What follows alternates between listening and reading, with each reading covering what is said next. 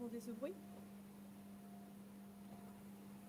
Eh bien, c'est le bruit d'une pompe à chaleur que j'entends 24 heures sur 24 en face de chez moi. Donc, ce bruit n'est pas normal. Lorsque un bruit est continu, bien qu'il soit faible, eh bien, on ne peut pas considérer que cela soit un bruit ambiant normal. C'est une nuisance, surtout lorsque les pompes à chaleur sont mal réglées. Donc, par exemple, pour les pompes à chaleur, pour les isoler, il suffit simplement de prendre un caisson. Le caisson permettra d'isoler le bruit, mais aussi d'amortir les vibrations.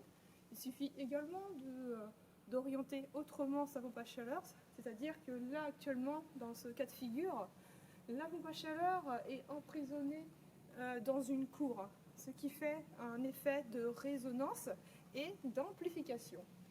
Les personnes peuvent avoir tendance à dire « Ah mais moi, j'entends rien, hein, pourtant moi je suis juste à côté ».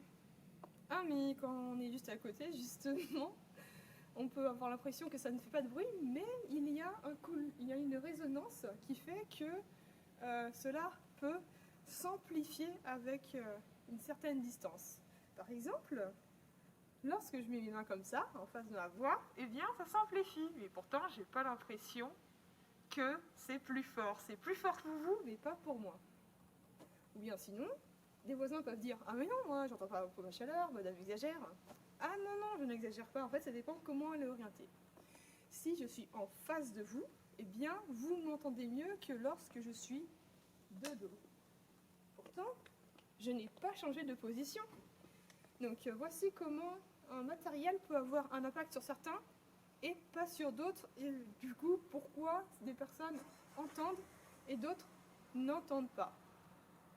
Donc je vous invite à faire de même si vous pensez que j'exagère, à faire de même en voulant bien supporter ce bruit bien que faible 24 heures sur 24, et nous pourrons en reparler pour ceux qui disent que j'exagère. Le moyen d'action, c'est d'avertir son voisin, lui laisser un temps de réflexion, parce qu'il ne suffit pas d'agir et d'appeler la police tout de suite. Il faut lui laisser le temps de réfléchir, d'expliquer pourquoi, comment, proposer même des solutions. Et si malgré les solutions ne sont pas appliquées, c'est là que nous pouvons appeler le 17, c'est-à-dire la police, et ensuite porter plainte. Et ensuite, aller au tribunal si les nuisances se poursuivent. Là, avec ce bruit-là, c'est sûr, je ne suis pas prête de dormir, d'où l'intérêt de faire une vidéo. J'essaye de prendre mon mal en patience et de me faire une raison.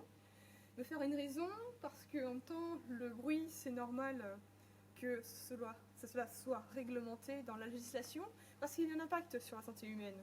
Le bruit a un impact sur le rythme cardiaque, surtout selon le mode de vibration. Il peut influencer le rythme de respiration, mais également il provoque une sorte d'excitation au cerveau qui maintient éveillé l'esprit.